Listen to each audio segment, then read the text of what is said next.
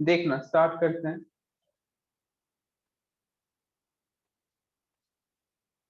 Beginner box 10 solve करेंगे पहले। सबसे पहले क्वेश्चन नंबर थर्ड पूछा गया, देखो ध्यान से। थर्ड के लिए हमें डायग्राम कुछ इस तरीके से दिया गया है, और inner radius a, outer radius है बी के बराबर, ठीक है। A point charge q is brought from infinity to centre, ठीक है। हम एक पॉइंट चार्ज को इंफिनिटी से सेंटर तक लेके आ रहे हैं, तो इसके लिए हमें कितना वर्क डन करना हुआ ये हमसे पूछा गया है। यदि मैं सिंपल कहूँ, वर्क डन यदि मुझे सॉल्व करना हो तो मैं लिख सकता हूँ Q इंटू डेल्टा वी, है ना। और इसी को चाहो तो final potential minus initial potential, या तो इसी को चाहो तो final potential energy initial potential energy भी लिख सकते हो। इन्फिनिटी पे जीरो, तो कुल मिलाकर तुम्हें क्या निकालना है, फाइनल पोटेंशियल एनर्जी। सोचते हैं, फाइनल पोटेंशियल एनर्जी हमें सोचना है। हमें कंडक्टिंग मटेरियल गिवन है, तो यदि मैं सिंपली चार्ज इंड्यूस कराऊं तो इस पर नेगेटिव क्यू और प्लस क्यू का चार्ज इंड्यूस होगा। अब यहाँ पे मैं तुमसे कहूँ कि टोटल कितने चार्जेस दिख रहे हैं, तुम कहोगे तीन, है ना। एक दो तीन, तो कितने पेयर बनेंगे, पेयर बनेंगे तीन। कैसे, तो 3 into 2/2, तो नंबर ऑफ पेयर यहाँ पे कितने बनेंगे, तीन। तो तीन पेयर कौन कौन बनेंगे पहले मैं लिख लेता हूँ। देखो, तो पहला पेयर तो मैं इन दोनों का इंटरेक्शन देखूं, इन दोनों का। तो या तो तुम ऐसे करो कि इसकी वजह से पोटेंशियल इसके सेंटर पे लिख लो और मल्टीप्लाई कर दो, एक ही बात है। तो क्या लिखोगे, देखो सिंपल, के क्यू अपॉन ए माइनस साइन के साथ इनटू क्यू, लिख लिया इन दोनों का इंटरेक्शन। अब मैं इन दोनों का इंटरेक्शन लिख रहा हूँ, क्या लिखेंगे बताओ, के क्यू क्यू अपॉन डी। अब मैं इन दोनों का इंटरेक्शन लिखूंगा, सही है। तो इन दोनों का इंटरेक्शन में क्या लिखेंगे बताओ, के Q minus Q upon D. यहां तक आई थिंक किसी को डाउट नहीं होगा, सही है ना। ये जो तीन टर्म लिखा गया इसमें कहीं कोई डाउट नहीं। अब तुम्हें ये भी पता है कि सेल्फ एनर्जी भी हमें बताई गई, याद करो सेल्फ एनर्जी। तो ये एक हॉलो स्फीयर की तरह और ये भी हॉलो स्फीयर की तरह रहेगा। तो मैं क्या इन दोनों के लिए सेल्फ एनर्जी लिख सकता हूँ, के क्यू स्क्वायर अपॉन 2a और के क्यू स्क्वायर अपॉन 2b। बस इस एक्सप्रेशन को सॉल्व करो, फाइनल आंसर मिल जाएगा। तो तुम देखोगे तो इससे ये टर्म कैंसिल है, तो जो मुझे आंसर दिख रहा है वो दिख रहा है k q square upon 2b minus के क्यू स्क्वायर बाई 2a। ये है फाइनल आंसर, और ये दोनों टर्म किसके लिए, सेल्फ एनर्जी। समझ आया हो, यस का मैसेज करो। ये था beginner box 10 question number third.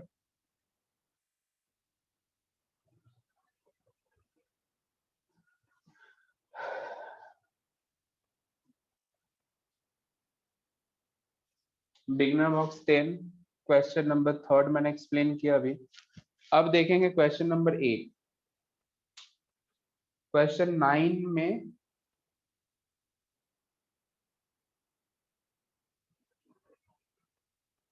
Question 9 भी सॉल्व कर लेते हैं, चलो।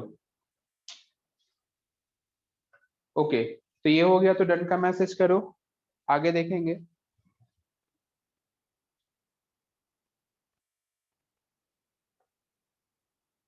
अब हम बात करेंगे क्वेश्चन नंबर 8, ध्यान से देखना।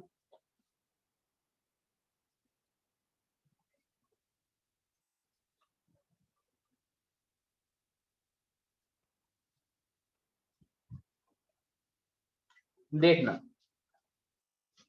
Beginner box 10 question number 8।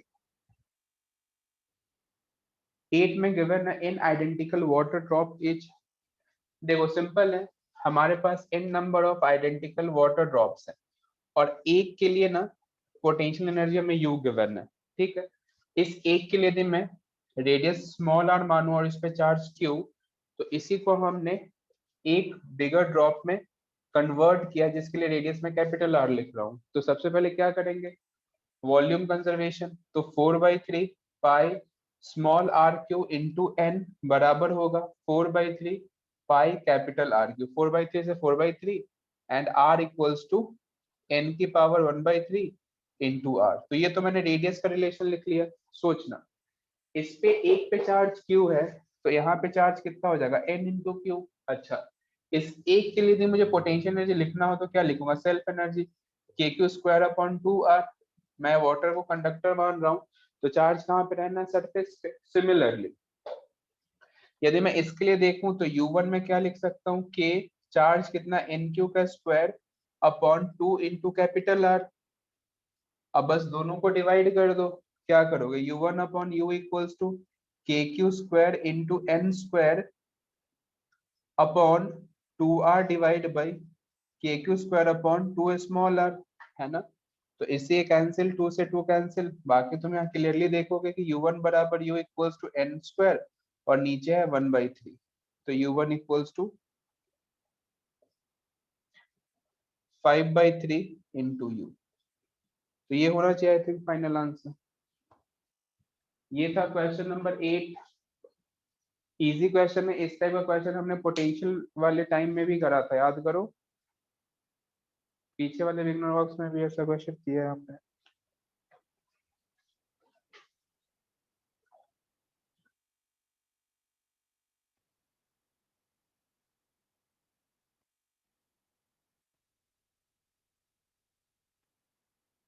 Question number 9 में two identical non-conducting spherical shell having charge q are placed distance d apart release। अच्छा, तुम्हारा डाउट इसमें क्या था क्वेश्चन नंबर 9 में,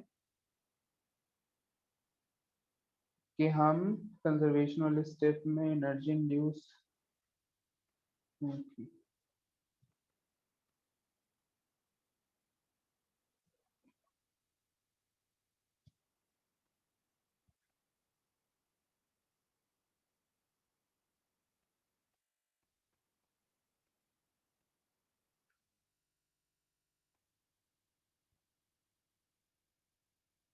क्यों नहीं की होगा ना, कि मतलब 9th में ऐसा ही तुम्हारा डाउट है ना, कि हमने यहाँ पे सेल्फ एनर्जी को काउंट क्यों नहीं किया, ये क्वेश्चन होगा ना तुम्हारा। तो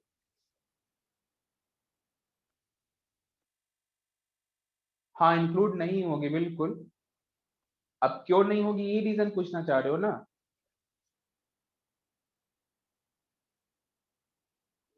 हाँ देखो, सिंपल, हमारे पास दो नॉन कंडक्टिंग ऑब्जेक्ट है, तो तुमसे काइनेटिक एनर्जी तो इसी दो ऑब्जेक्ट के लिए पूछी गई है ना, तो इक्वेशन में भी तो ये दोनों प्रेजेंट है।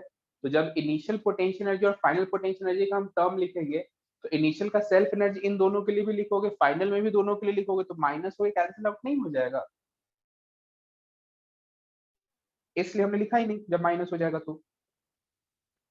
आया समझ। हाँ, क्वेश्चन नंबर 10 देखेंगे।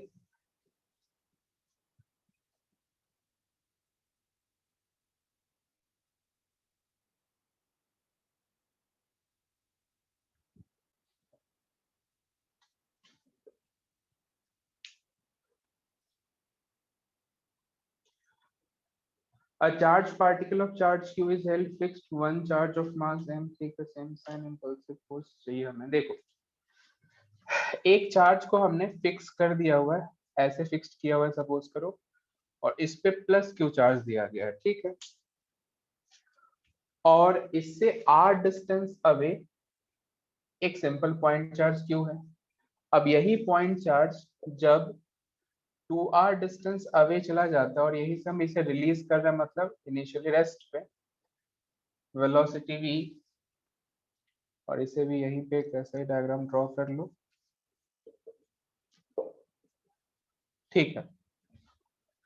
तो हमसे पूछा गया है कि the impulse of force exerted by the external agent on the fixed charge. Okay, देखो सुनो ध्यान से। पहली बात तो तुम इस इनिशियल और फाइनल डायग्राम को देखो, तो हमें सिस्टम में एक एक्सटर्नल फोर्स दिख रहा है। कैसे, देखना, यदि हम इसे एक सिस्टम माने, सोचना सिस्टम, तो इस पॉजिटिव चार्ज पे तो फोर्स इधर लग रहा है, इलेक्ट्रोस्टैटिक, डेफिनेटली इस पे भी इधर लगेगा। लेकिन हम ये देख पा रहे हैं कि जब पॉइंट चार्ज पे फोर्स लग रहा है उसके से तो उधर मूव कर रहा है, लेकिन कैपिटल क्यू चार्ज पे जो फोर्स लग रहा है उसकी वजह से मूव नहीं कर रहा है, रेस्ट पे ही है। तो रेस्ट पे क्यों रहेगा, रेस्ट पे इसलिए रहेगा कि जो यहाँ पे फिक्स्ड सपोर्ट है ना, ये इसको इसके जस्ट अपोजिट डायरेक्शन में फोर्स प्रोवाइड कर रहा है, मतलब इलेक्ट्रोस्टैटिक फोर्स को बैलेंस करने के लिए एक एक्सटर्नल फोर्स प्रोवाइड कर रहा है। तो इसे यदि मैं सिस्टम मानता हूं तो मुझे सिस्टम में एक एक्सटर्नल फोर्स दिख रहा है, जिसकी वजह से मैं कह सकता हूं कि मोमेंटम में जो कंजर्वेशन है वो यहाँ पे पॉसिबल नहीं है, यानी कंजर्वेशन ऑफ लिनियर मोमेंटम हम यहाँ पे नहीं अप्लाई कर सकते। अच्छा, एनर्जी कंजर्वेशन कर सकते हैं, तो एनर्जी कंजर्वेशन हम क्या लिखेंगे बताओ? Initial kinetic zero potential k q q by r, फिर फाइनल फाइनल काइनेटिक कितना हाफ एम वी स्क्वायर, और पोटेंशियल की बात करें तो k q q upon two r. यहाँ से वेलोसिटी सॉल्व कर लो, तो एक पार्ट तो हमें यहाँ समझ आया। हमसे पूछा गया कि find the impulse of external agent. तुम्हें याद होगा इम्पल्स हमें ये बताया गया था I equals to f d t, याद करो। और इम्पल्स को हमें चेंज इन मोमेंटम भी बताया गया था। तो चेंज इन मोमेंटम का मतलब m v final minus initial, मतलब final momentum minus initial momentum. तो मोमेंटम में जो मुझे डिफरेंस भी पता लग जाए तो भी मैं कह सकता हूँ इम्पल्स पता लग गया। अब देखो ये इनिशियली रेस्ट पे था, तो मैं कह सकता हूँ कि इनिशियल मोमेंटम जीरो और इसके पास फाइनल मोमेंटम कितना होगा एम वी, और तुम यहाँ से v सॉल्व कर लोगे। तो इस तरीके से तुम्हें इम्पल्स पता लग जाएगा डेल्टा पी, जो कि सिंपल एम वी के बराबर होगा, और v की वैल्यू तुम इधर से रिप्लेस करोगे। देखो समझ में आता है, इसका मैसेज करो।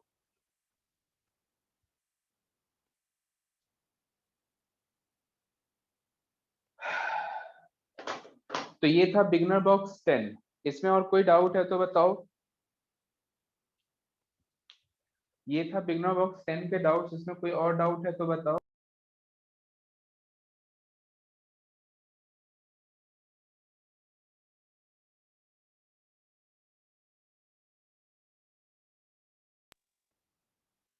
हमें क्वेश्चन में सेल्फ एनर्जी का टर्म कब लेना है कब नहीं लेना कैसे पता लगेगा? क्वेश्चन को देख के एक काम करो, तुम हमेशा ही लो, ठीक है, हमेशा लो।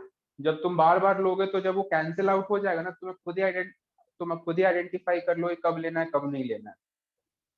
तुम हमेशा लिया करो, ठीक है, इनिशियल में भी लो फाइनल में भी लो।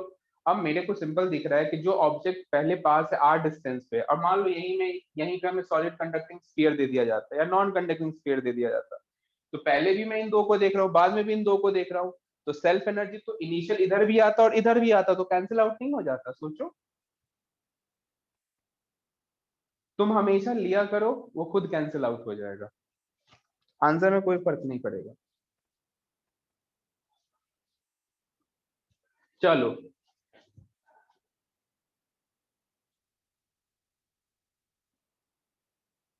अब मुझे एक्सरसाइज 1 के डाउट्स को मैं मैसेज करना है। सबसे पहले एक्सरसाइज 1 में क्वेश्चन नंबर 1 से लेके 10 तक, 1 to 10 तक के डाउट्स मैसेज करो। क्वेश्चन नंबर 1 to 10 के डाउट्स पहले मैसेज करो। 3 and 10, ओके, 3 and 10, 8, ओके, ठीक है। अच्छा वो 8 था, मुझे दूर से एंड दिखा। 10 लिख लिया, ओके।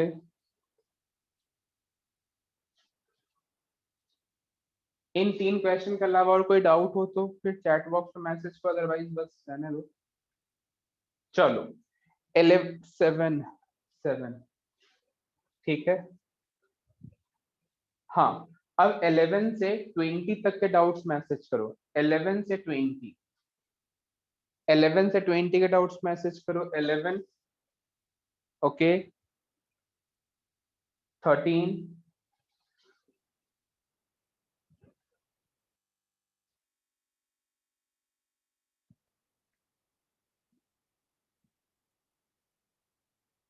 16 and 17,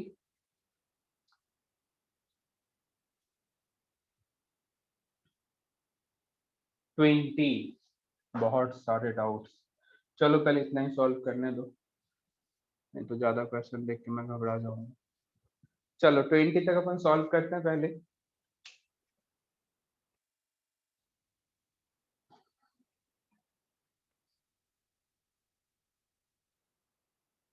15 and 18, ये रह गया था क्या?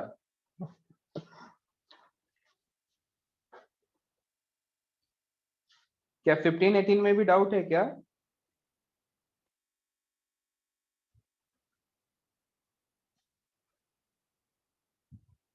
यस, यहाँ पे है 15 और इधर है 18। ठीक है, नाइस। 13 एंड 16 लिखा हुआ है आदेश। चलो देखते हैं। बहुत डाउट पूछ लिए यार, इतना तो नहीं आना चाहिए था।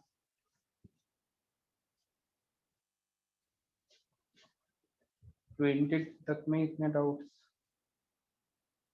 चलो देखते हैं। सबसे पहले हम क्वेश्चन नंबर 3 देखेंगे, third. A sphere of radius r charge q inside an imaginary sphere of radius 2r। ये है रेडियस 2r और इसके अंदर कोई चार्ज, मतलब स्फीयर है जिसपे चार्ज कितना है, q। यार ये क्या क्वेश्चन है यार, ये तो इजी है। Flux equals to q upon epsilon not.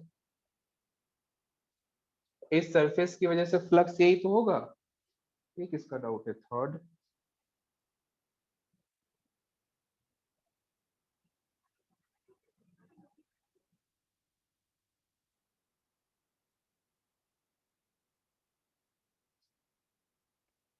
बहुत आसान क्वेश्चन।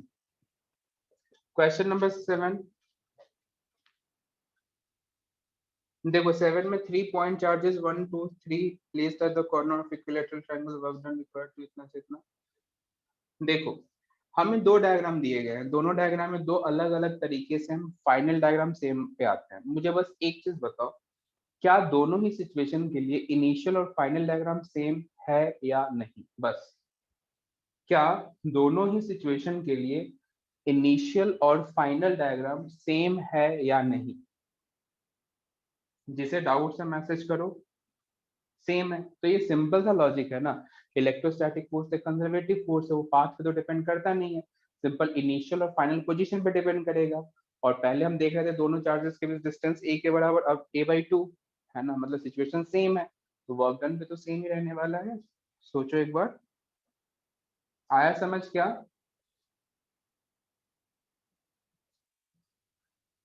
क्वेश्चन नंबर 7 समझ आया हो, इसका मैसेज करो जिसका भी डाउट है।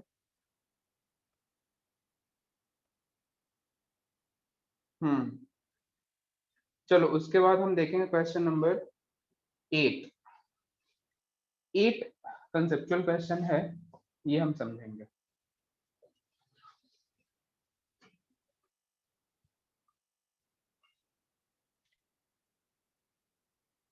देखना 8 में हमें क्या दिया गया है कि दो आइसोलेटेड स्फेरिकल शेल्स हैं। ये मानो हमारे पास दो आइसोलेटेड, एक पे चार्ज हम Q1 मानते हैं, गिवन है वैसे Q2, और इसके लिए रेडियस हम R1 मानते हैं और इसके लिए R2, लार्ज सेपरेशन है। अब हमसे बोला गया कि हमने इससे एक कंडक्टिंग वायर से कनेक्ट कर दिया, ठीक है, कर दिया कनेक्टिंग वायर से कनेक्ट। अब फर्स्ट ऑप्शन देखते हैं क्या लिखा हुआ है। Electrostatic potential energy of system must decrease. एक लाइन बस अभी याद रखना, इसके बारे में तुम डिटेल में कैपेसिटर में पढ़ोगे। एक बस ये लाइन याद रखना है कि जब कभी भी चार्ज का ट्रांसफर होता है ना, तो हीट में लॉस होती है ना, मतलब हीट के फॉर्म में एनर्जी कुछ डिसिपेट होती है। तो हम ये हमेशा ध्यान रखें, जब भी चार्जेस का रीडिस्ट्रीब्यूशन हो, चार्ज एक जगह से दूसरी जगह फ्लो करा हो इन केस, तो उस सिस्टम में हम ये देखेंगे कि एनर्जी कुछ ना कुछ लॉस हुई है, ठीक है, बस सिंपल। तो अब इस क्वेश्चन में हमसे ये बोला गया, मतलब इस फर्स्ट ऑप्शन में, कि electrostatic potential energy of system must decrease, यहाँ पे मस्ट वर्ड लगाया हुआ है। अब यदि मैं तुमसे कहूं कि मान लो इन दोनों पॉइंट का पोटेंशियल यदि बराबर, तो फिर चार्ज में कुछ ट्रांसफर होगा क्या, चार्ज का फ्लो होगा क्या, नहीं होगा। अब जब चार्ज का फ्लो ही नहीं होगा तो फिर एनर्जी में लॉस कोई मतलब ही नहीं है। अब चार्ज का फ्लो नहीं हो, इसके लिए क्या होना चाहिए कि दोनों के लिए यानी के Q1 R1 बराबर के Q2 R2। जब इस पर्टिकुलर इंस्टेंट पे चार्ज का कोई फ्लो नहीं होना, और चार्ज का फ्लो नहीं मतलब एनर्जी में कोई लॉस नहीं, तो इस केस में ऐसा नहीं होगा। लेकिन इसमें मस्ट वर्ड लिखा है, इस वजह से मैं कहूंगा कि ऑप्शन में क्या है, इनकरेक्ट। चलो अब समझ तो आ गया, लेकिन हम आगे के भी ऑप्शंस डिस्कस करेंगे। Electrostatic potential energy of system में डिक्रीज, ये कंफर्म कह सकते हैं। अब तुम्हें समझ आने लग गया होगा।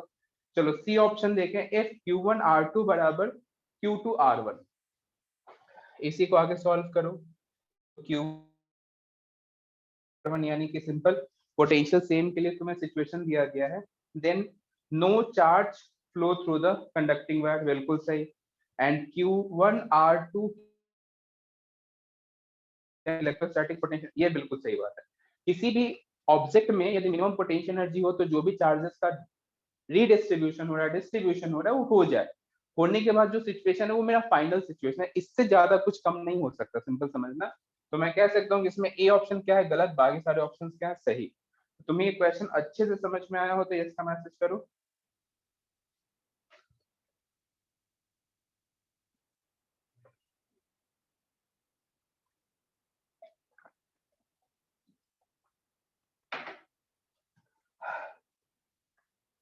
बढ़िया, हम बात करेंगे अब क्वेश्चन नंबर 10 की।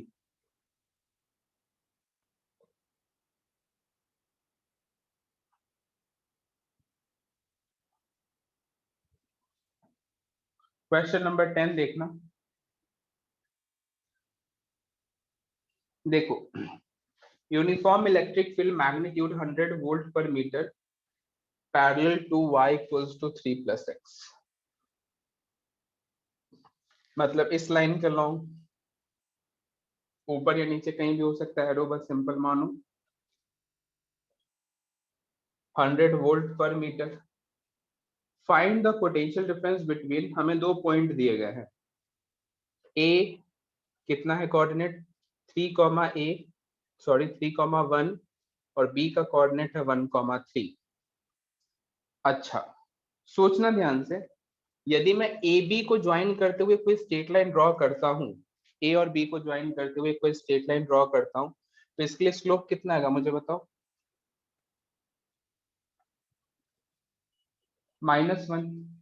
देखो, -1 आएगा क्या, पक्की बात है। अब इस स्ट्रेट लाइन का स्लोप कितना है, +1। तो यदि मैं m1 इंटू m2 करूं तो क्या मुझे परपेंडिकुलर का कंडीशन मिल रहा है क्या, सोचो। m1 m2 का प्रोडक्ट -1 है, मतलब ये दोनों लाइंस कैसे होंगे, परपेंडिकुलर। और लाइंस परपेंडिकुलर है तो तुम्हें समझ में आने लग गया होगा कि पोटेंशियल डिफरेंस कितना होगा, 0, क्योंकि ये दोनों पॉइंट यू पोटेंशियल सरफेस वाले पॉइंट्स होंगे। मतलब कुछ इस तरीके का सिचुएशन होगा जिसमें ए और बी ऊपर नीचे होगा, काइंड ऑफ। कुछ आया समझ, मतलब ये जो लाइन है इस लाइन पे परपेंडिकुलर है, इस वजह से हम पोटेंशियल डिफरेंस कितना कहेंगे, 0। क्वेश्चन नंबर 10 समझ आया हो, यस का मैसेज करो, आगे बढ़ेंगे।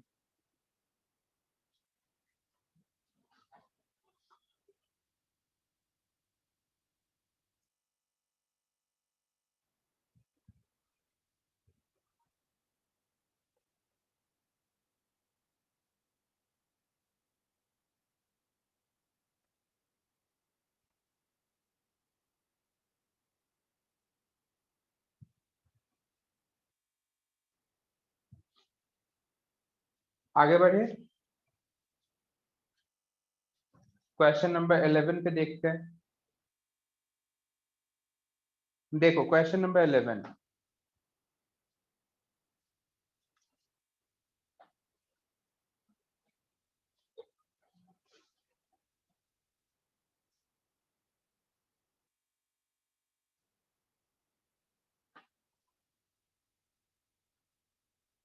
क्वेश्चन नंबर 11 में हमें सिंपल गिवन है। एक मिनट, एक मिनट रुकना, एक मिनट।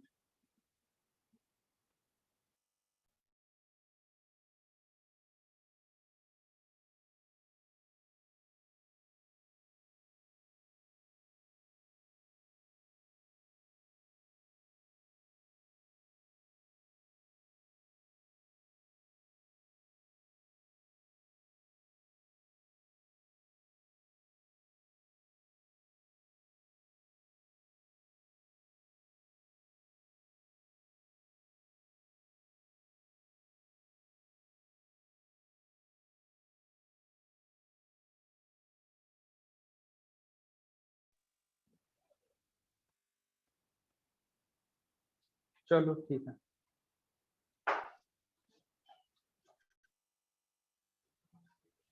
देखो क्वेश्चन नंबर 11 में हमें ये डायग्राम दिया गया है इस तरीके से। बोर्ड पे एक्स्ट्रा लाइट तो नहीं है ना?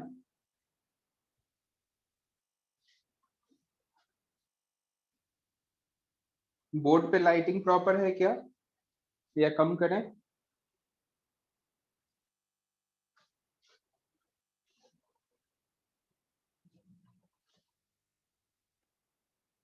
ठीक है, ठीक है। देखना, इधर कोऑर्डिनेट 2 गिवन है, इधर 4 गिवन है। तो सबसे पहले हमें ये बताया गया था कि इक्विपोटेंशियल सरफेस के लिए, इक्विपोटेंशियल सरफेस के लिए हमें क्या करना होता है? इक्विपोटेंशियल सरफेस और इलेक्ट्रिक फील्ड लाइंस परपेंडिकुलर। तो मैं सिंपल यहाँ से एक लाइन इस तरीके से ड्रॉ करूं, तो मैं कह सकता हूँ ये लाइन है इलेक्ट्रिक फील्ड।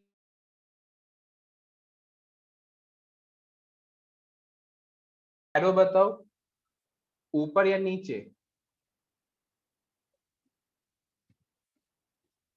मैसेज करो।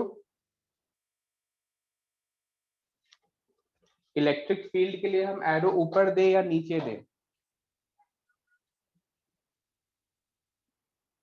अब बिल्कुल सही, क्योंकि हमें पता है इलेक्ट्रिक फील्ड है ना, along the direction of electrical potential will decrease.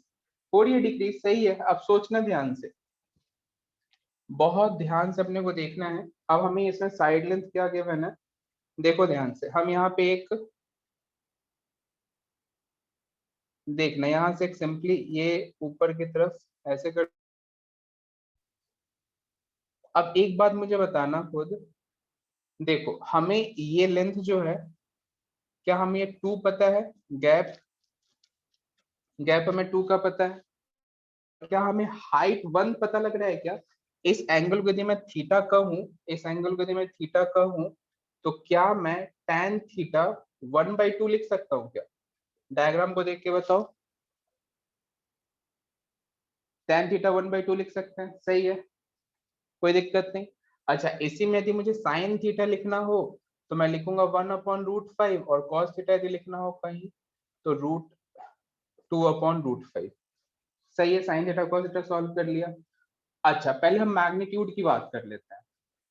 तो सोच के बताओ, क्या हम ये जो परपेंडिकुलर डिस्टेंस हम ये जो लिख रहे हैं, ये हम बता सकते हैं क्या? ये कैसे बताओगे? तो ये हो जाएगा सिंपल 2 sin थीटा। देखो, आसान क्वेश्चन है। तो delta V equals to E into D, और डेल्टा वी है 2 के बराबर, और डी किसके बराबर है? 2 sin थीटा के।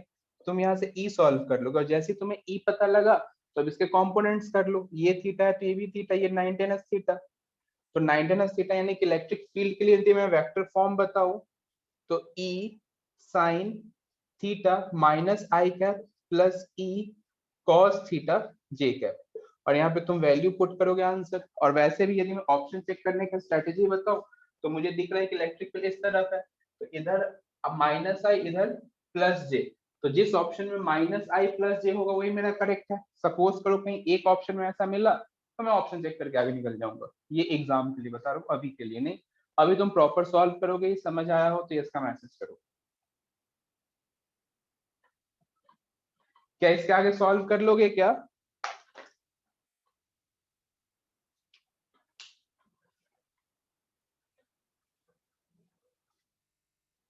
चलो, तो ये था क्वेश्चन नंबर 11। अब हम देखेंगे 13। कोई डाउट्स वगैरह हो तो पूछते चलना।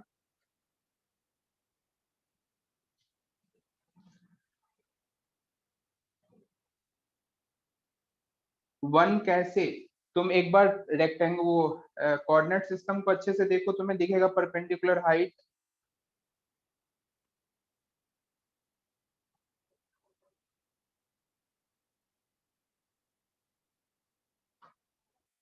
y और x को एक कोऑर्डिनेट देखो, तुम्हें दिख जाएगा।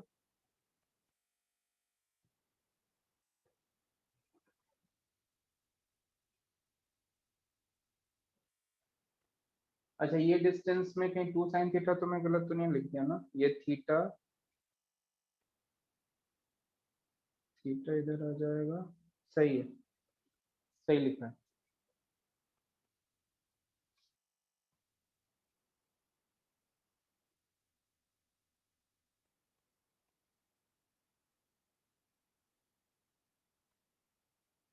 11 समझ में आ गया हो ये, इसका मैसेज करो, आगे बढ़ेंगे। ओके ऑल राइट, चलो आगे बढ़ते हैं। क्वेश्चन नंबर 13 देखेंगे अब। 13 देखना।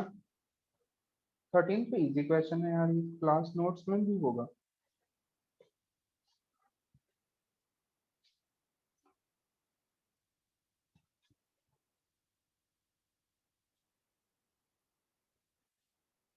देखना 13, 90 डिग्री का एक आर्क दिया गया है इस तरीके से। इधर पॉजिटिव चार्ज डिस्ट्रीब्यूटेड है, कितना तो Q, और सेंटर पे एक नेगेटिव Q चार्ज हमने प्लेस कर दिया है। और इस सिस्टम के लिए हमसे डायपोल मोमेंट पूछ लिया गया है। सोचना बहुत आसान क्वेश्चन है। तो यदि मैं डायपोल मोमेंट के लिए डायरेक्शन देखूं तो ये थीटा, और इधर देखो इस तरफ आएगा जिसे मैं dp कह रहा हूं। सोचना इसके लिए दो कंपोनेंट हम लिख सकते हैं क्या, dp cos थीटा, और इधर हो जाएगा dp sin थीटा। सोचो, अब सबसे पहले हम dp लिखना चाहते हैं, तो dp क्या लिखोगे, dq इंटू आर। ध्यान से देखो, अब dq को हम क्या लिख सकते हैं, तो dq को लिखोगे सिंपल। अब हमें चार्ज डिस्ट्रीब्यूशन से यहाँ चार्ज सॉल्व करना होगा। मानते हैं हम यहाँ पे चार्ज है dq, तो ऐसे लिखें, π/2 एंगल में q चार्ज है, तो एक में कितना होगा, सही है। तो d थीटा में कितना होगा, तो 2q/π इंटू डी थीटा। एक बार देखो अच्छे से, तो हमें क्या पता लग गया, dq। अब जैसे ही dq पता लगा तो dp इक्वल्स टू 2q/π और r इंटू डी थीटा। तो ये हमें dp पता लग गया। अब हमें x and y component solve करना है, तो यहाँ पे dpx कर लो, यहाँ पे क्या आ जाएगा 2qr/π D theta cos theta. Limit लगा तो 0 से 90, और सिमिलरली पी वाई भी सॉल्व कर लोगे क्या इसके आगे। पेज का मैसेज करो, जिसका डाउट है मैसेज करते चलो। क्या हम इसके आगे सॉल्व कर लेंगे,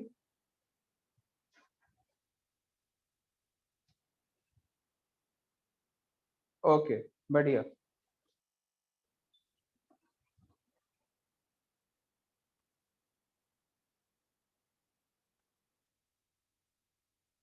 सिमिलरली पी वाई में क्या लिखोगे, डीपी वाई, और यहाँ पे कॉस की जगह साइन आ जाएगा, सिंपल इंटीग्रेशन। तो हमें पी एक्स और पी वाई पता लग गया। रिजल्टेंट कहा जाए तो under root of, resultant solve करना हो तो under root of p x का स्क्वायर प्लस पी वाई का स्क्वायर। यहाँ से आंसर आ जाएगा तुम्हारा। जिसका डाउट है ना उसे मैसेज करना है, ध्यान रखना।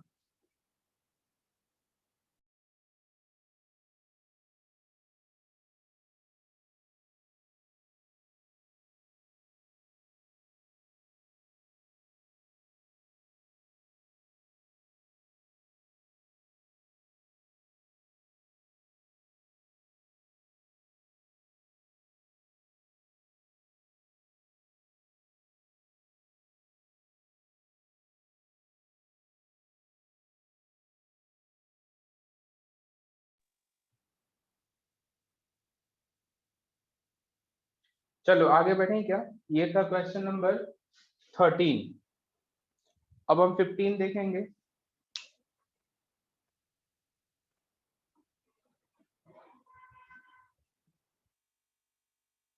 देखना क्वेश्चन नंबर 15।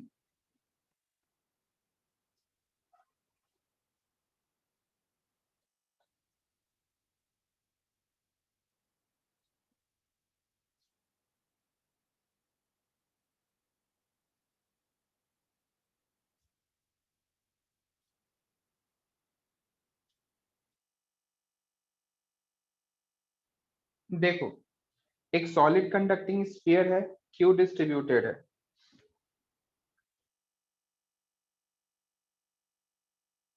एक सॉलिड कंडक्टिंग स्फीयर जिसके सराउंडेड में कोई uncharged conducting hollow spherical shell है, ठीक है। देखो इस पे चार्ज है क्यू, रेडियस के बारे में हमें नहीं बोला है, तो इसे यदि मैं r1 कहूँ तो इसके लिए मैं रेडियस r2 मान लेता हूँ, ठीक है। ठीक है, potential difference between surface of solid sphere and that of outer surface V given है, यानी मैं यहाँ पे A मानू B, तो मैं लिख सकता हूँ VA माइनस VB V के बराबर है, ठीक है। If shell is now given -3Q, second diagram draw कर रहा हूँ जिसमें मैं आउटर पे -3Q का चार्ज दे देता हूँ। रेडियस अगेन R1 R2 ही रहने वाला है, इधर है पॉइंट A सपोज और इधर B। तो अब जो नया पोटेंशियल होगा वो हमसे पूछा गया कितना है, और इस पे हमें चार्ज कितना दे दिया गया 3Q। ठीक है, देखते हैं। देखो बहुत ध्यान से देखना, इस पे तो कोई चार्ज है नहीं,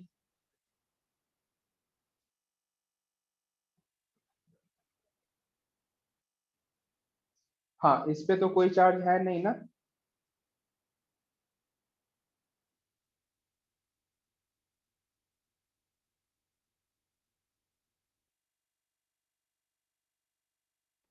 ठीक है।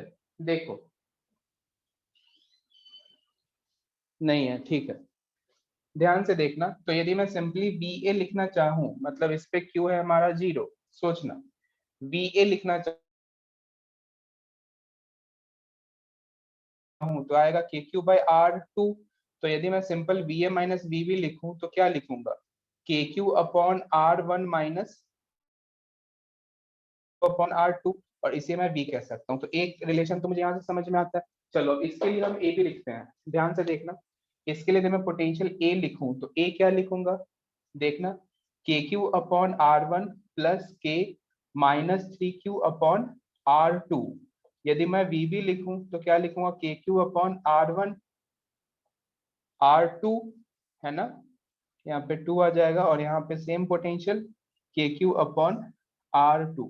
अब इन दोनों के यदि मैं डिफरेंस ले लूं तो डिफरेंस क्या मिलेगा, बी ए माइनस बी बी। तो डिफरेंस में तुम्हें एक चीज समझ में आएगा कि इससे ये कैंसिल हो गया, और इधर से क्या मिला मुझे, के क्यू अपॉन R1 माइनस के क्यू अपॉन R2। तो ये तो सेम रिजल्ट है, V आ जाएगा आंसर, पहले जितना ही आंसर आएगा।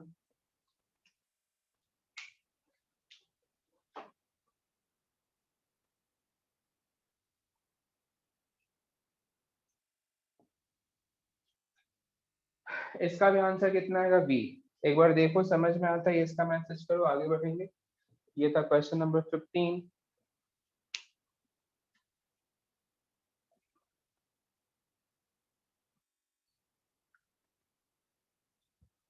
सिंपली हमें जैसे जैसे गिवन था वैसे हमने पोटेंशियल डिफरेंस लिया और सॉल्व किया, कुछ भी नया काम नहीं किया। नया काम में बस यहाँ पे मैंने R1 R2 अपने मन से माना था, जो ऑलरेडी कैंसिल यहाँ पे हो ही जा रहा है, और कंपेयर करके हमने आंसर लिख दिया। 15 हो जाए तो ये इसका मैसेज करना, फिर हम क्वेश्चन नंबर 16 पे आगे बढ़ेंगे।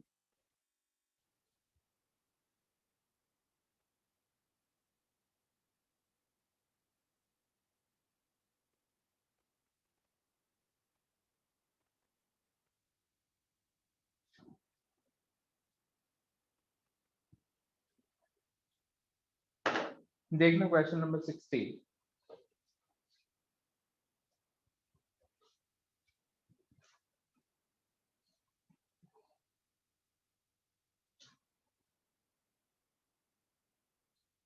देखो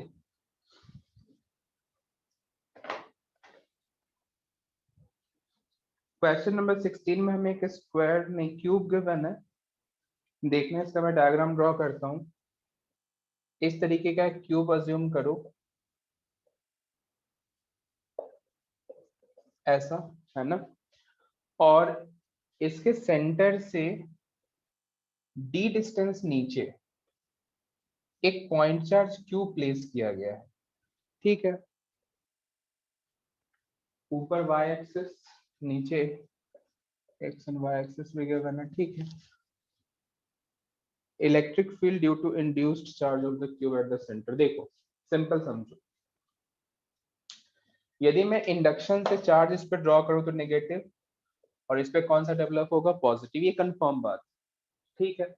सेंटर को यदि मैं सिंपली सी कहता हूं तो मैं तुमसे कहूं कि net electric field on point C, net electric field on point C की मैं बात कर रहा हूँ, तो सी पे नेट इलेक्ट्रिक फील्ड कितना हम लिखेंगे बताओ? 0। क्यों लिखेंगे 0? क्योंकि मेटेलिक कंडक्टर है, मतलब इलेक्ट्रिक फील्ड अंदर 0 के बराबर। 0 है, इसको क्या मैं ऐसे समझ सकता हूँ क्या? Electric field due to q charge plus electric field due to induced charge, इन दोनों का जो वेक्टर सम है नल वेक्टर के बराबर होगा, ऐसा मैं कह सकता हूँ। तो मैं ये भी कह सकता हूँ कि electric field due to induced charge बराबर है minus of electric field due to negative charge, sorry positive charge. तो इसकी वजह से हम इलेक्ट्रिक फील्ड क्या लिखेंगे? Minus of k q upon d square, और डायरेक्शन की बात करूँ तो जे कैप ऊपर की तरफ। तो जो इंड्यूस्ड चार्ज की वजह से मुझे इलेक्ट्रिक फील्ड किधर मिलेगा? माइनस जे डायरेक्शन में। देख सकते हो, समझ में आया हो? यस का मैसेज करो। ये था क्वेश्चन नंबर 16।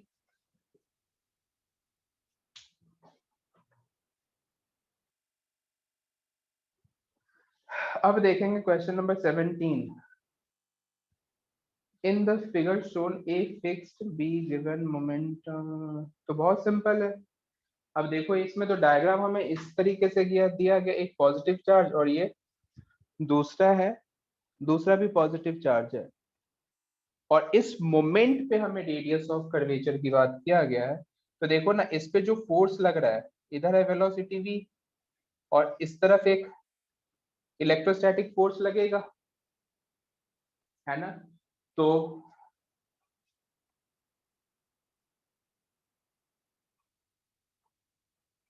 सही है। तो इसका कहीं ना कहीं पाथ तुम्हें ऐसा दिख रहा होगा कुछ इस तरीके से, है ना? ये इस तरीके से इस पाथ पे मूव करेगा। तो मैं सिंपल उस हमें इस पर्टिकुलर इंस्टेंट पे बोला गया, इस पर्टिकुलर इंस्टेंट पे। तो ये सर्कुलर मोशन, तुम्हें सेंट्रीपिटल फोर्स को हम क्या लिखते हैं? mv स्क्वायर बाई आर, है ना? और ये जो आर होता है वो सिंपल वेलोसिटी के परपेंडिकुलर होता है। अब तुम सोचो, यहाँ से मैं सिंपल कहूँ कि सेंट्रीपिटल, तो k q square upon r square, तो ये जो तुम आर है ना, इसी को हम क्या कहेंगे? Radius of curvature. तो k q square upon m v square से तुम यहाँ पे उल्टा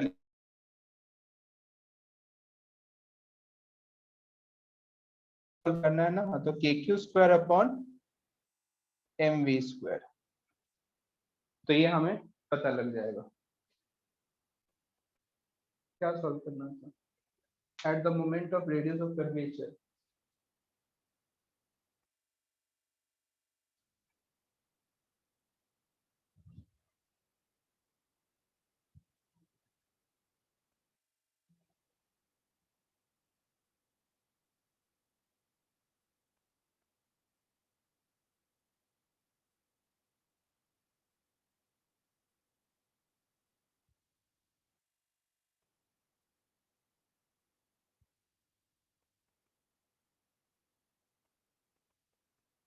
अच्छा, उसमें के की वैल्यू दे दी गई है।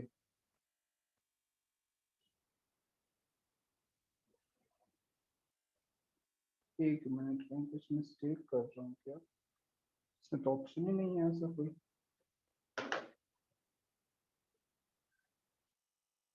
आर हमें दे दिया गया। अच्छा, मैंने इस आर से इस आर को कैंसिल कर दिया, जबकि इसका आर तो अलग होगा ना यार। देखो, ये जो सर्कुलर पाथ है ये तो कुछ ऐसा रहने वाला है, तो इसका जो रेडियस है वो अलग आर है। तो मैं सिंपल लिखूंगा k q square upon r square equals to m v square into r, जो कि परपेंडिकुलर है वेलोसिटी वेक्टर के। तो r perpendicular equals to m v square, ऐसे k q square upon m v square, फिर उल्टा लिख रहा हूँ, m v square into r square upon k q square. ये परपेंडिकुलर। तुम्हें ये समझ में आया हमने ये आर अलग से क्यों लिया? क्योंकि जब ये पार्टिकल मूव करेगा तो इस सर्कुलर पाथ में मूव करेगा, तो ये जो सर्कल है कुछ इस टाइप का सर्कल बनने वाला है, तो इसका सेंटर तो कहीं इधर है ना।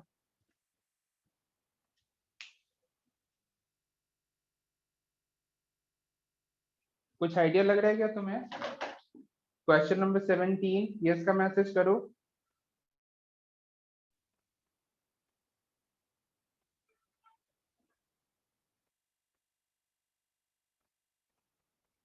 थोड़ा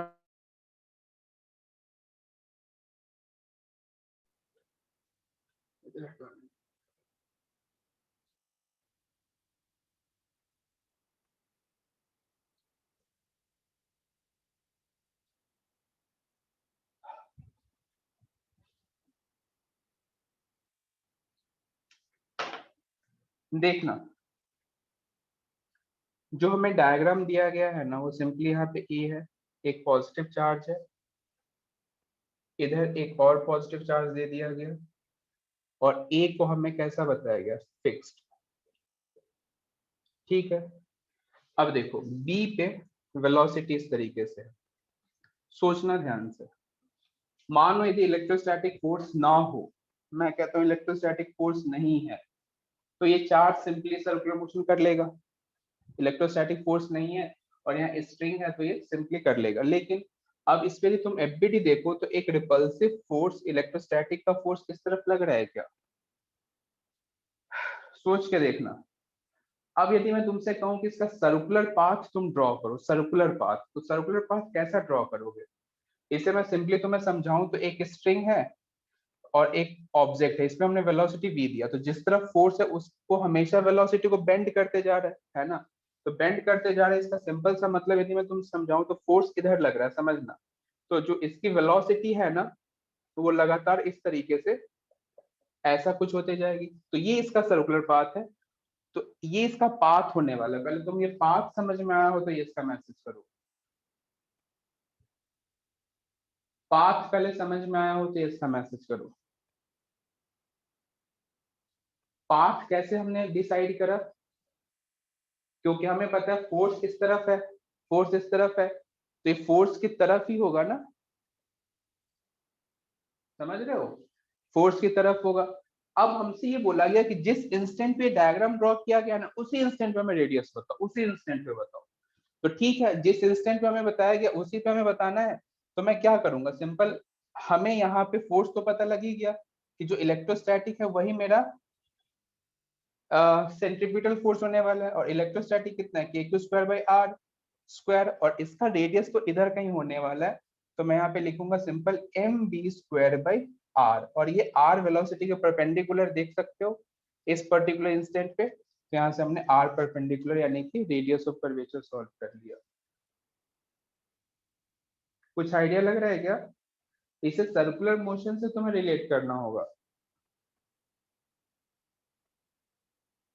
इस पे फोर्स देखो और इंस्टेंटेनियस वेलोसिटी देखो।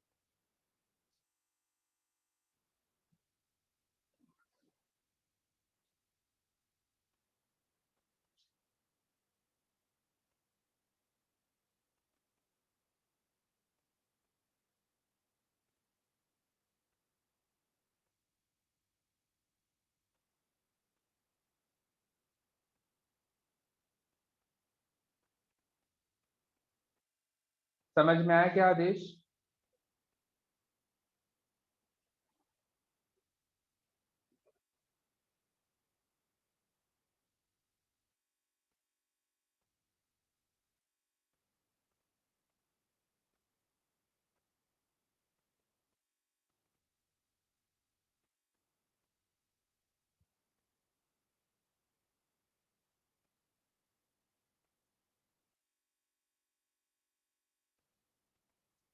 चलो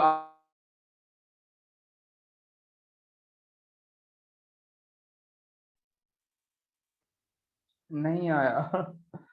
तुम डायरेक्ट भी बोल सकते हो, उधर क्या बोल रहे हो, देखो इधर, तुम और कैसे समझाऊं, देखो, मान लो ये हमारे पास कोई सा भी कर्व्ड पाथ है, कोई सा भी कर्व्ड पाथ है, और हमें कहीं किसी भी इंस्टेंट का हमें रेडियस ऑफ कर्वेचर निकालना है। कैसे निकालते हो, सर्कुलर मोशन में कुछ याद आ रहा है कैसे? कोई सा भी रैंडम पाथ हमें दिया जाता है, तो हम कैसे सर्कुलर मोशन पे हम रेडियस ऑफ कर्वेचर कैसे निकालते, देखो पहले छोटे से एलिमेंट पे ना हम यहाँ पे टेंजेंशियल वेलोसिटी देखो, दिख गया, और इसके डायरेक्टली में मतलब इसके जो परपेंडिकुलर सेंट्रीपिटल फोर्स है ना वो देखो, नेट सेंट्रीपिटल फोर्स जो वेलोसिटी के परपेंडिकुलर जिस इंस्टेंट पे। अब मैं यहाँ पे एक सर्कुलर पाथ इस तरीके से ड्रॉ करने की कोशिश करूंगा, तो ये जो हम बैलेंस करेंगे ना, यहाँ से जो f c equals to m v square by r जो हम लिखेंगे ना, ये जो बेसिकली आर है ये है हमारा रेडियस ऑफ कर्वेचर, इस सर्कुलर पाथ के लिए। फिर अगले इंस्टेंट पे हमारे लिए चेंज हो जाएगा, फिर अगले इंस्टेंट पे फिर से चेंज हो जाएगा, तो क्योंकि कर्व पाथ तो डेफिनेटली चेंज होगा। सिमिलरली यहाँ भी चेंज होगा। ये इसका जो पाथ है नहीं, कोई सर्कुलर नहीं रहने वाला है, कोई रैंडम पाथ रहने वाला है। पहले तुम्हें ये माइंड में क्लियर होना चाहिए, कोई रैंडम पाथ रहेगा, सर्कुलर रहेगा ही नहीं, कंफर्म बात है। तो हमें जिस इंस्टेंट पे ये वेलोसिटी एंड फोर्स या फिर जो डायग्राम में ड्रॉ किया उस इंस्टेंट पे हमें सॉल्व करना है रेडियस ऑफ कर्वेचर। तो हमें तो यहाँ दिख रहा है ना, वेलोसिटी भी दिख रहा है, सेंट्रीपिटल फोर्स भी दिख रहा है, तो उसके अकॉर्डिंगली हमने सॉल्व कर लिया। हाँ ये जरूर है कि इसके अगले इंस्टेंट में क्या होगा, तो वो फिर हमें फिर से कैलकुलेट करना होगा। कुछ आइडिया लग रहा है क्या? कनेक्ट करना होगा, कनेक्ट करना होगा।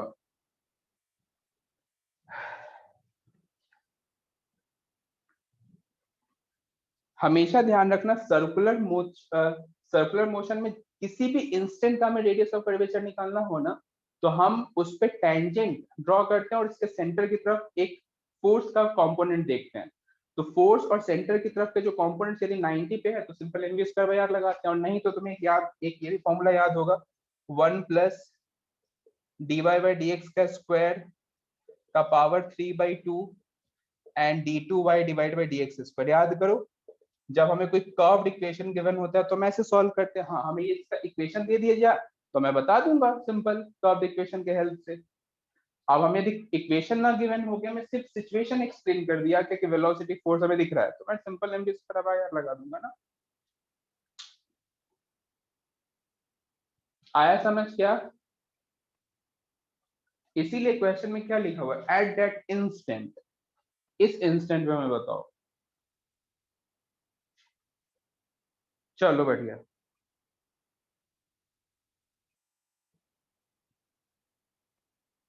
नेक्स्ट देखें। हाँ मैंने बहुत पहले ही लगवा ली थी वैक्सीन। Question number 18।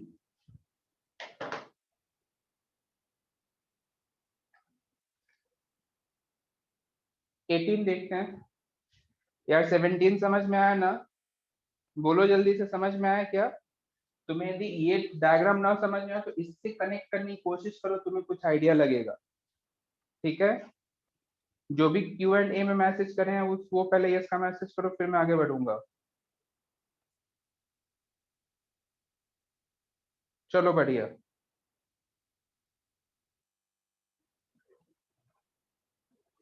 अब है क्वेश्चन नंबर 18।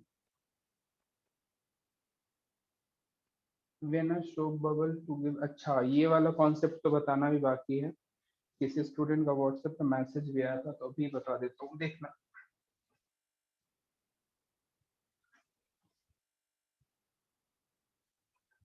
देखो, सोप बबल से रिलेटेड एक छोटा सा कॉन्सेप्ट है, समझना ध्यान से। इधर मैं मानता हूँ पी इन और इधर मैं मानता हूँ पी आउट। तो इधर से पी इन और इधर से पी आउट, क्या हमें ये पता है क्या पी इन ज्यादा होगा पी आउट से? ये तुम्हें पता है क्या? पी इन ज्यादा होगा पी आउट से? बढ़िया, बहुत ही बढ़िया। क्या मैं p excess equals to 4t/r bubble के लिए लिख सकता हूँ क्या? सोप बबल मान रहा हूं मैं, लिख सकता हूँ, कहीं कोई दिक्कत नहीं। अब हमें नेक्स्ट सिचुएशन में क्या कहा गया कि इस पे हम ना चार्ज डिस्ट्रीब्यूट कर दिए हैं। अब हमने इस पे क्या कर दिया, चार्ज का डिस्ट्रीब्यूशन कर दिया। तो चार्ज का डिस्ट्रीब्यूशन करने से क्या होगा सोचो। अब यदि मैं कोई दो चार्जेस को काउंट करूं तो इन दोनों में एक रिपल्सिव फोर्स लगेगा, किस तरफ, इस तरफ और इस तरफ। तो इसके साइज को तो इंक्रीज ही करेगा। तो पहली बात तो तुम्हें समझ में आ गया कि साइज कैसा होगा, इंक्रीज। ठीक है, अब हम जानना चाहते हैं कि पी एक्सेस अब कितना रह गया। सुनना ध्यान से, यदि मैं तुम्हें कहूं कि इसके अंदर हमें इलेक्ट्रोस्टैटिक प्रेशर बताओ, तो क्या हमें sigma square upon 2 epsilon not बताया गया है क्या? और ये लगेगा किधर, बाहर की तरफ। ये किधर लगेगा, बाहर की तरफ। अच्छा, फिर से एफबीडीडी में ड्रॉ करता हूं, तो पी इन भी बाहर की तरफ और बाहर से एक पी आउट। यदि मैं फिर से इक्वेशन लिखूं तो क्या मैं लिख सकता हूं P in plus sigma square by 2 epsilon not minus P out बराबर होगा 4t/r के। मान लो कोई जनरल रेडियस हम r की बात कर रहे हैं। देखना, तो P in minus P out equals to 4T upon R minus sigma square upon 2 epsilon naught. तो यहाँ से इसी को मैं क्या लिख सकता हूँ, P excess equals to 4T by R sigma square upon 2 epsilon naught. तो जिसका कभी बबल पे कोई चार्ज वगैरह गिवन हो तो उसके लिए P एक्सेस का formula 4T by R minus sigma square by 2 epsilon not. समझ में आया हो, यस का मैसेज करो।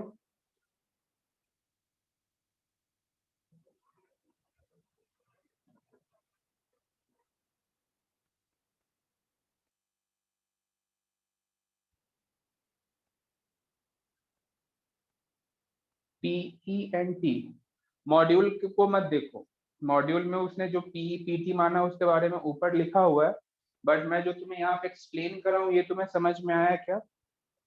रिजल्ट देखो, और जो मैंने मेथड ऑफ जैसे मैंने एक्सप्लेन किया वो तुम्हें समझ में आया? ये देखो, मॉड्यूल से तो कंफ्यूज हो जाओगे।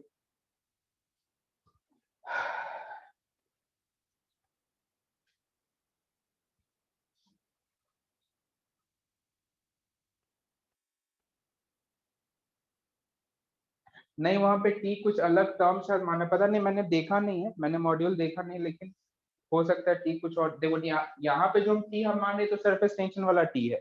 अब पीटी पीटी वहां पे क्या माना हुआ है तुम्हें देखना होगा, मुझे ध्यान नहीं है पीटी क्या लिखा हुआ है वहां पे।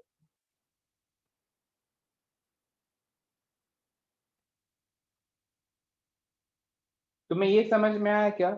मॉड्यूल को छोड़ो, पहले ये देखो, यहाँ पे ये जो मैंने टॉपिक एक्सप्लेन करा ये समझ में आया? कैसे यहाँ पे माइनस का साइन आया ये समझ में आया? ये ज्यादा इंपॉर्टेंट है। बढ़िया। तो क्वेश्चन नंबर 18 का आंसर मिल गया होगा आई थिंक। अब हम क्वेश्चन नंबर 20 देख रहे हैं।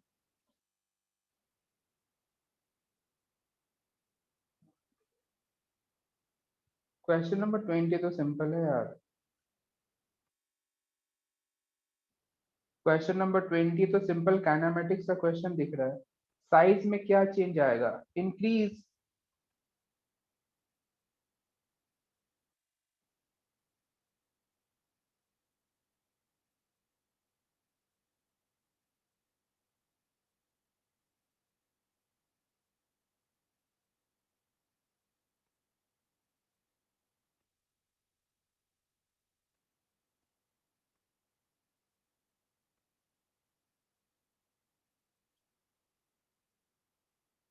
अच्छा, 20 डाउट नहीं है क्या? क्वेश्चन नंबर 20 में डाउट नहीं है? ओके चलो, 21 से 30 के डाउट्स मैसेज करो। 21 से 30 के डाउट्स मैसेज करो। 18 में हमने पी एक्सिस क्या माना है? देखो, ये मैंने तुम्हें टॉपिक एक्सप्लेन किया है।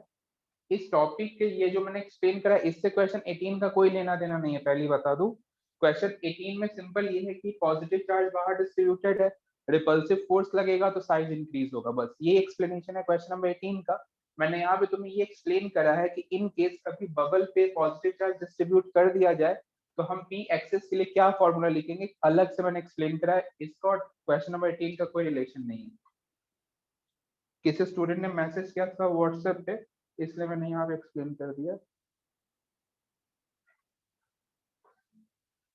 27, 22 एंड 30। 22, 27 एंड 30। 21 से 30 तक में और कोई डाउट है क्या? नो, ओके चलो देखते हैं, करते हैं सॉल्व।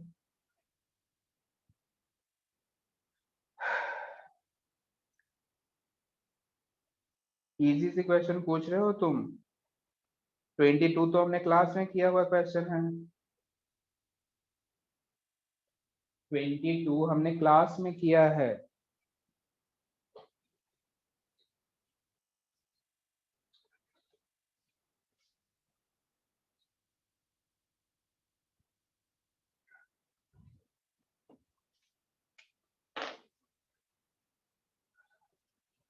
एग्जैक्ट शायद यही क्वेश्चन ही किया था, डेटा भी शायद यही लिया था।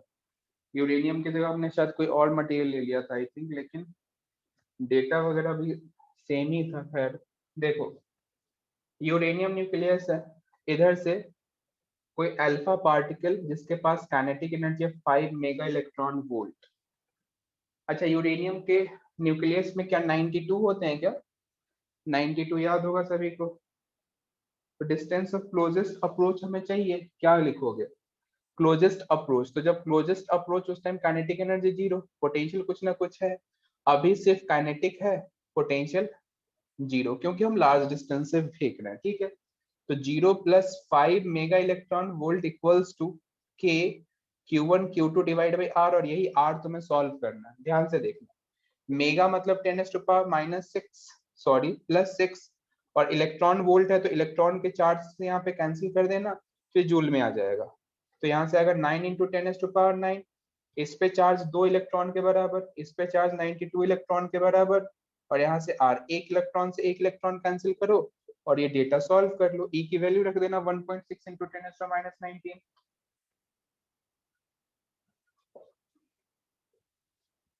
क्वेश्चन नंबर, हाँ अब हम देखेंगे क्वेश्चन नंबर 27।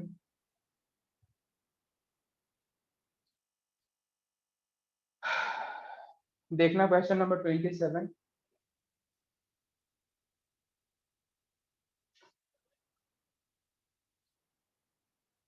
देखना 27 के लिए हम चेक करते हैं। इसमें हमें दिया गया है E.dl नेगेटिव इंफिनिटी से 0, ठीक है।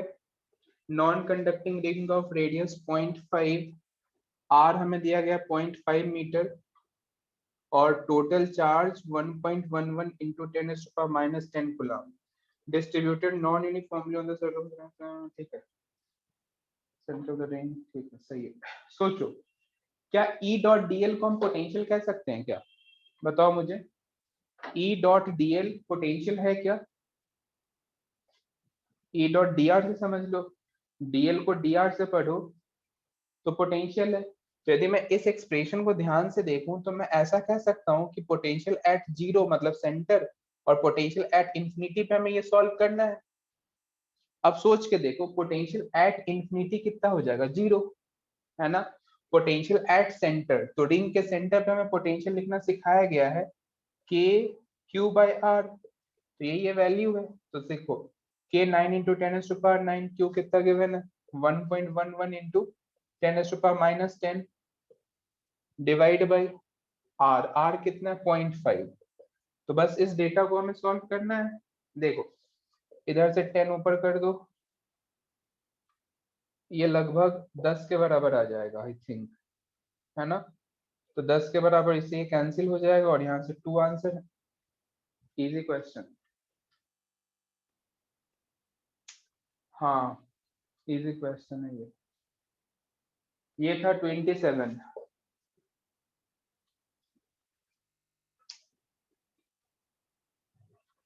अब हम क्वेश्चन नंबर 30 देखेंगे।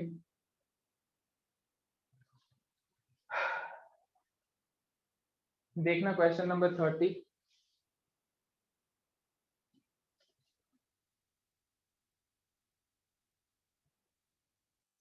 देखो 30 में हमें क्या दिया गया है, एक रिंग है और ये R/2 का स्फीयर गिवन है, ठीक है।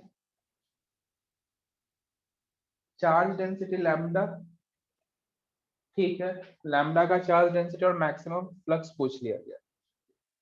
तो एक बार हम इसे डायग्राम से थोड़ा विजुअलाइज करने की कोशिश करते हैं। ये है R/2 मानो, और इधर हमने एक इस तरीके से ये स्फीयर को, इस रिंग को हमने ड्रॉ कर दिया, ये रिंग है। सोचना सोचना ध्यान से, यदि मैं किसी पॉइंट को इधर से मिलाता हूँ इसके सेंटर से, तो क्या इस डिस्टेंस को हम R कह सकते हैं? सोचना, यदि मैं इधर से एक इस टेंजेंट पे यदि मैं नॉर्मल ड्रॉ करता हूँ, ये जो मैंने टेंजेंट ड्रॉ करा है इस पर नॉर्मल, तो क्या ये डिस्टेंस R/2 होगा, टेंजेंट और नॉर्मल। अच्छा, इन दो सेंटर्स को ज्वाइन करो तो तुम्हें ट्रायंगल दिख रहा होगा। इस ट्रायंगल में यदि मैं थीटा मानूं, तो क्या मैं साइन थीटा 1/2 कह सकता हूँ? That means theta 30 degree. अब थीटा 30 है, मीन्स कि इसके नीचे वाला पोर्शन भी 30 डिग्री, यानी कि ये जो कंप्लीट आर्क मैं जो जिगजैग कर रहा हूँ, ये टोटल कितना 60 डिग्री का आर्क हो जाएगा। तो मैं आर्क लेंथ सॉल्व करूं तो मैं लिख सकता हूँ π/3 × R। अब यदि मुझे चार्ज इनक्लोज निकालना हो, क्यू इनक्लोज्ड, तो मैं सिंपल लिखूं लैम्डा इंटू एल, और लैम्डा एल है कितना, पाई आर बाई 3। तो ये मुझे क्या पता लग गया, चार्ज इनक्लोज्ड, तो फ्लक्स कितना आ जाएगा, lambda pi r by 3 epsilon naught answer. समझ में आया हो ये, इसका मैसेज करो।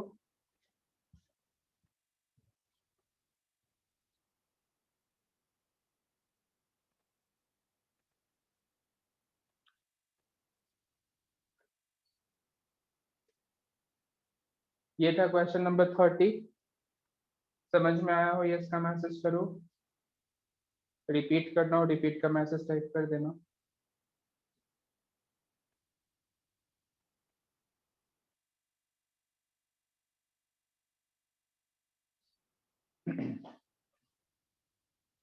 तो हमने क्वेश्चन नंबर 30 तक डिस्कस कर लिया। अब 35 तक में कोई डाउट है क्या, मैसेज करो।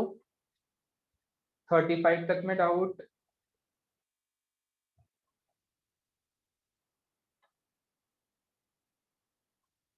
मैंने 30 तक ही करे हैं, ओके। पहले ये मुझे मैसेज करना कितने स्टूडेंट ने एक्सरसाइज 1 सॉल्व किया है। 39 में डाउट है, ओके। पहले मुझे मैसेज करो तो कितने स्टूडेंट ने एक्सरसाइज 1 सॉल्व किया है। मी का मैसेज करो, मी। 1 2 3 4 5 6 7 पूरी नहीं, 10 11।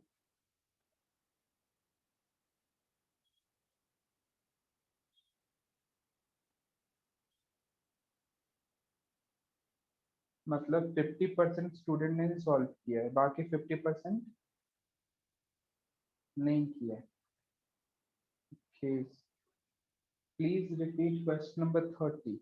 ओके, क्वेश्चन नंबर 30 में सिंपली हमें ये गिवन है कि एक ये रिंग है, और इस रिंग को हम आगे की तरफ लेके जा रहे हैं इस तरीके से। अब जब हम आगे की तरफ ले जा रहे हैं तो कौन सी सिचुएशन पे हमें मैक्सिमम फ्लक्स मिलेगा। तो मैक्सिमम फ्लक्स का तो मतलब यही हुआ ना कि मैक्सिमम चार्ज इनक्लोज्ड कब है, जिस टाइम पे मैक्सिमम चार्ज इनक्लोज, उस टाइम पे हम कह सकते हैं फ्लक्स मैक्सिमम ही होना है। तो मैं इस तरफ एक बार लेके जा रहा हूँ तो समझ में आता है कि जब ये इसका जो ये वाला पोर्शन है, इसे जब मैं इस तरफ ले जाता हूँ तो देखता हूँ कि एक कोई सिचुएशन में सिंपली एक्सप्लेन कर रहा हूँ, तो मैं सिंपल मुझे दिख रहा है कि ऐसा कोई सिचुएशन देखने में लग रहा है कि ये जो आर्क लेंथ है ना, ये सबसे ज्यादा है। ठीक है, अब इसे मैं ज्योमेट्री से डील करने की कोशिश कर रहा हूँ। तो मैंने क्या देखा कि इधर मैंने टेंजेंट ड्रॉ करके सेंटर से कनेक्ट कर दिया। अब देखो इसके सेंटर से इससे यदि मैं कनेक्ट करूं तो ये आर और आर बाई 2 हमें दिख रहा है। तो आर और आर बाई 2 और ये थीटा, तो हमने थीटा सॉल्व किया तो थीटा कितना आ गया 30 डिग्री। तो 30 ऊपर और 30 नीचे, यानी कि टोटल आर्क लेंथ हमें कितना मिला 60 डिग्री का। तो मैं theta equals to l by r, तो l equals to r into theta, तो आर इंटू थीटा से मैंने एल सॉल्व कर लिया, और क्यू इनक्लोज सॉल्व करके एप्सिलॉन नॉट से डिवाइड कर दिया। आया समझ।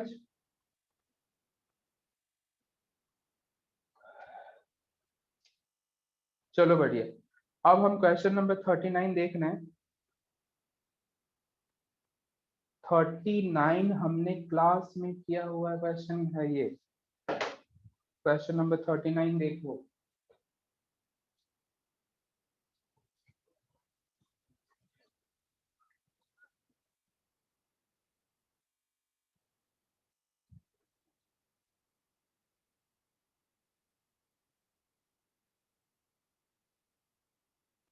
हाँ वही 39 ध्यान है मुझे, बिगनर बॉक्स में कहीं क्वेश्चन ये था। देखो सिंपली इस तरीके का सिचुएशन गिवन है।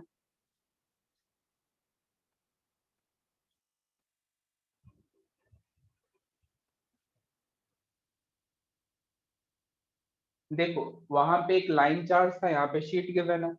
मुझे पहले बताओ, ये जो तुम्हें कट पार्ट जो दिखेगा, ये जो मैं जिगजैग कर रहा हूँ, इसका स्ट्रक्चर तुम्हें कैसा दिखेगा, ये तुम्हें कैसा दिखेगा। पहले तुम क्वेश्चन को रीड करते हो तो ये हमें इनफाइनाइट शीट गिवन है ना। बताओ कैसा दिखेगा तुम्हें ये, पहले से विजुअलाइज करो। जो इस स्फीयर के अंदर वाला पार्ट है ये तुम्हें कैसा दिखेगा। क्या तुम्हें एक डिस्क जैसा दिखेगा क्या, डिस्क जैसा, डिस्क। सोचो सोचो, डिस्क जैसा। इसको ऐसे विजुअलाइज करो, हमारे पास एक टेनिस बॉल है, ठीक है, और मान लो हमारे पास कोई एक स्टील है, मतलब कोई स्टील पेपर ऐसा समझो, स्टील शीट, और उसे तुमने कट करके उस बॉल के अंदर तुमने डाल दिया। तो बॉल के अंदर जो पोर्शन है वो तो एक डिस्क जैसा ही है ना। सोच के देखो एक बार, कुछ विजुअलाइज कर रहे हो। अब बस हमें इसमें किसी तरीके से रेडियस फाइंड आउट करना है। रेडियस कैसे फाइंड आउट करोगे, तो ये हमें आर पता है, ये हमें एक्स पता है। हाँ, ये एक्स पता है, तो तुम ये लेंथ बता सकते हो, कितना बताओगे, तो under root of r square minus x square. तो जो ये डिस्क जैसा स्ट्रक्चर, उसका एरिया तुम क्या लिखोगे, पाई आर स्क्वायर। तो सिंपल ये एरिया पता लग गया। चार्ज के लिए तुम सिग्मा से मल्टीप्लाई कर दोगे, फ्लक्स के लिए एप्सिलॉन नॉट से डिवाइड कर दोगे।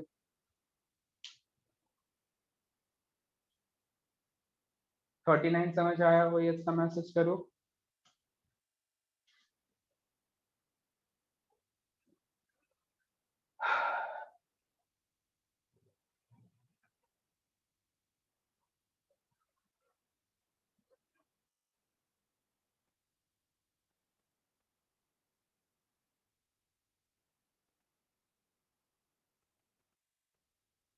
तो इलेक्ट्रोस्टैटिक्स में ऑलमोस्ट अपन ने क्या क्या तुम्हें जो होमवर्क दिया गया था, होमवर्क में मेनली तुम्हें दिया गया था एक्सरसाइज 1 और बिगनर बॉक्स 10, और एनसीईआरटी कॉर्नर पढ़ने के लिए बोला गया था। तो तुम पढ़े थे क्या एनसीईआरटी कॉर्नर?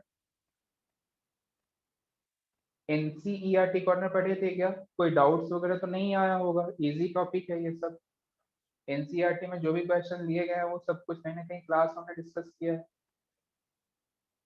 हाँ, मतलब रीड करना था, रीड करने में यदि इन केस तुम्हें कहीं नहीं समझ में आता तो तुम्हें आइडिया तो लग ही जाता ना कि नहीं समझ में आया है।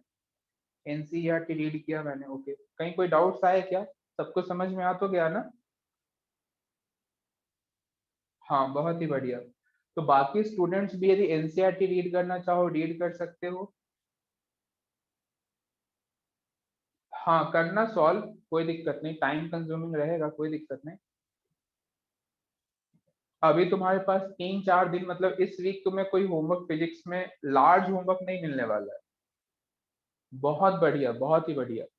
कोई लार्ज होमवर्क नहीं मिलने वाला है, तो इस वीक कंप्लीट इलेक्ट्रोस्टैटिक्स के जो भी पेंडिंग वर्क है वो सब कंप्लीट कर लेना। हाँ, ये जरूर है कि गॉस लॉ एचसी भी तुम्हें कंप्लीट करना है। इवन एक्सरसाइज 1 यदि कंप्लीट कर लो तो फिर एक्सरसाइज 2 भी स्टार्ट कर देना है, सॉल्व करना, ठीक है। तो इन दोनों का डिस्कशन हम डाउट्स में लिंक जनरेट करके हम ले लेंगे, और कल से हम करंट इलेक्ट्रिसिटी स्टार्ट करेंगे। हाँ, कल से हम, नेक्स्ट क्लास से हम करंट इलेक्ट्रिसिटी स्टार्ट करेंगे। तो स्टार्टिंग के 2-3 लेक्चर में तो कुछ होमवर्क नहीं दिया जाएगा, तब तक तुम इलेक्ट्रोस्टैटिक्स पे फुल ध्यान अपना फोकस रखो, ताकि जो भी डाउट्स वगैरह हो सब कंप्लीट होते चला जाए। हाँ, बनाना चालू कर सकते हो, बिल्कुल कर सकते हो। इवन इलेक्ट्रोस्टैटिक्स के भी तुम चाहो तो शॉर्ट नोट्स बना सकते हो, जो भी फॉर्मूला तुम्हें इंपॉर्टेंट लगा हो, जो भी पॉइंट्स मैंने इंपॉर्टेंट बताए हो, उस तरीके से भी तुम शॉर्ट नोट्स बना सकते हो, जिससे कि फॉर्मूला लर्न करना इतना मतलब आसान रहेगा, डिफिकल्ट डिफिकल्ट नहीं रहेगा। देखो अभी तुम करंट इलेक्ट्रिसिटी पढ़ रहे हो इसलिए तुम्हें फॉर्मूला याद भी है, लेकिन जैसे जैसे ये टॉपिक आगे प्रोग्रेस करेगा ना, तो फिर ये चीजें डिफिकल्ट होती चली जाएगी। तो कर लेते हो तो अच्छा ही रहेगा।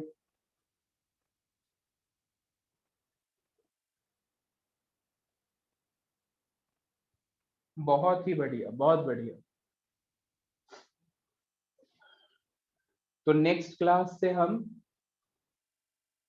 करंट इलेक्ट्रिसिटी स्टार्ट करेंगे। जिसे कोई भी डाउट्स हो, जो भी डाउट्स होगा वो तुम मुझे व्हाट्सएप पे भेज देना, मैं व्हाट्सएप पे सॉल्व करके ऑडियो रिकॉर्ड करके भेज दूंगा। बाकी अपन देखते हैं नेक्स्ट क्लास से करंट इलेक्ट्रिसिटी, ठीक है। Okay, bye. और जिसके भी जो भी डाउट्स हैं वो आज आज के ही तुम कंप्लीट कर लोगे, ठीक है। इसमें से जो भी तुम्हारे डाउट्स हो वो डाउट्स आज ही कंप्लीट कर लेना है, कोई भी डाउट्स पेंडिंग मत रहने देना, ठीक है।